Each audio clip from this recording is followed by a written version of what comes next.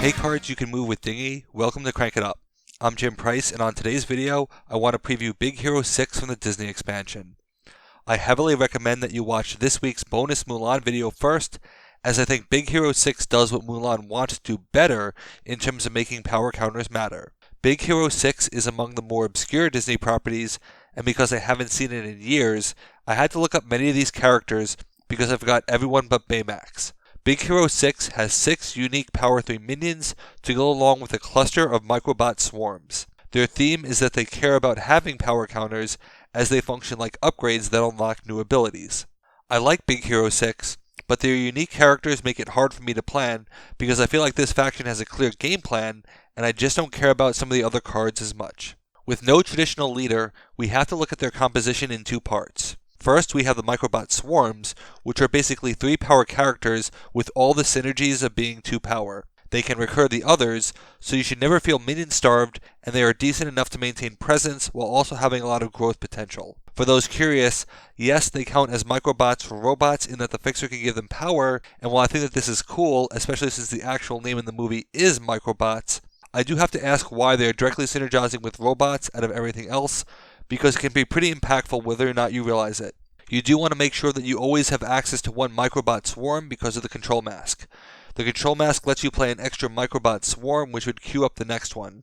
And the great thing is that it can be played anywhere. Eventually you can pivot and send those high-powered Microbots into another base, and fortunately you kept one in your hand so you can keep the chain going. For the remaining characters, each character is unique, but I think Baymax is the most important. In addition to providing a good amount of protection, Baymax has the chance to persist one of your other characters, provided he has a power counter, and we will see a lot of Baymax plays later. I also want to call attention to Fred, which is another example of TDAC.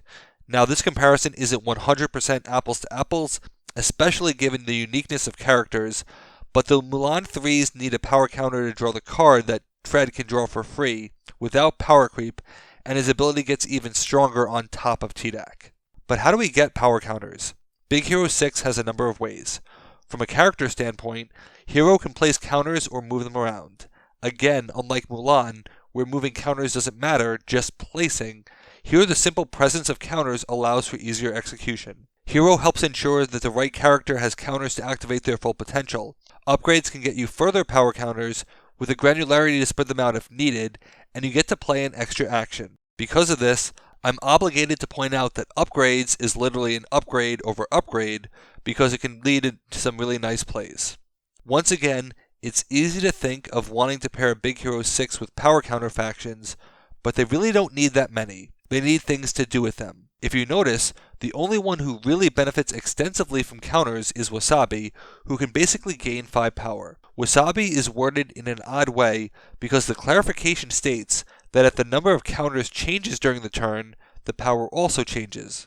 I would never read the card like that, but given the clarification, it sounds like Wasabi is meant to be gaining an ongoing ability to provide a power increase, not a direct temporary one-shot power increase.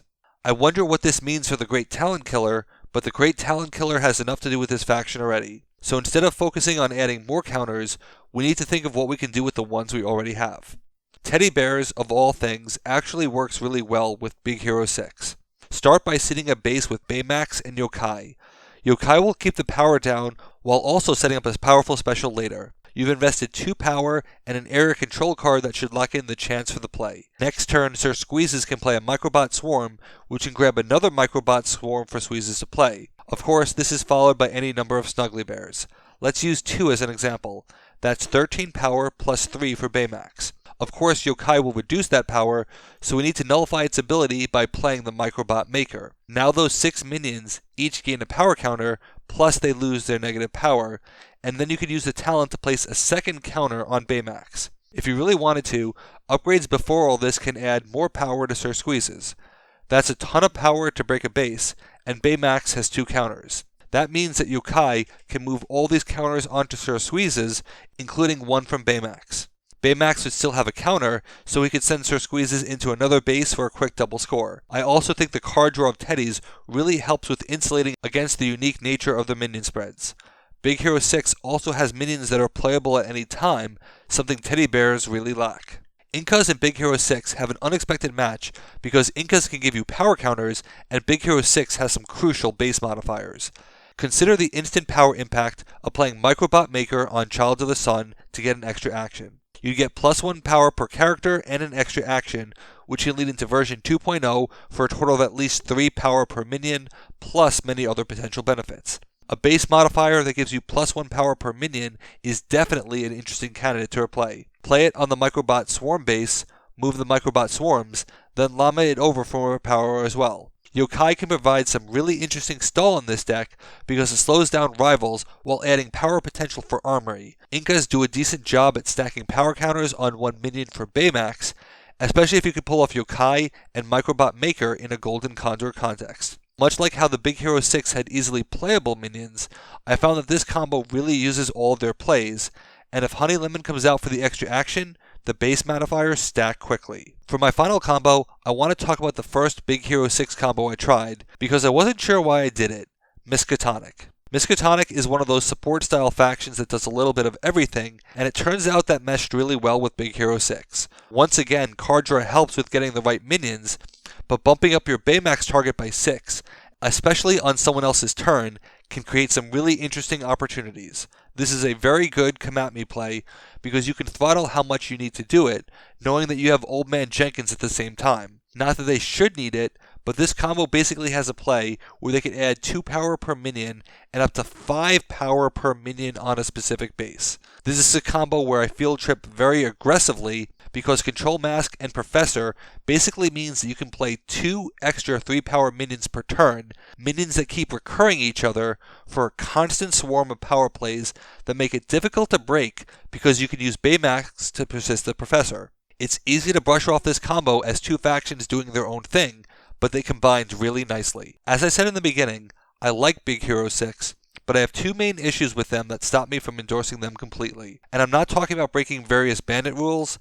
I don't like team effort. Yes, team effort is weaker than known double features of swarm factions, and this isn't even a traditional swarm deck, but in this context, if you are playing it, you are looking at 9 or more power on a base in a faction with some very clear payoff cards. So I feel like this is incentivizing leaving a ton of power out with no real way to deal with the fallout unless you play it with your extra action. My second issue is that I find this faction to be equal parts deceptively strong and exceptionally swingy. It's really hard to describe unless you play them, but there are cards I always play and cards I never play. And if I don't look at the cards I really like when I want them, they struggle badly because they need to draw their cards in a specific order. Somewhat regretfully, this is probably the closest we will ever come to my 10 unique minions of Power 3 design I really want to see, but I'm giving up on that because I'm sick of unique minions. If you look at Baymax, it's kind of like a deep fryer and a fancy suit lad, and it's super easy to get him 1 counter to make him a deep fryer. Because you have all these powerful abilities but you cannot plan, you find yourself going down a path you really can't execute, which creates the swinginess in my opinion. But due to all the content I have to go through, it will be a long time before my impressions stabilize, so we'll see if that statement ages well or not. What do you think about Big Hero 6? Who will you try with them? Let me know in the comments. Thanks for watching, be sure to like and subscribe, let's shut it down.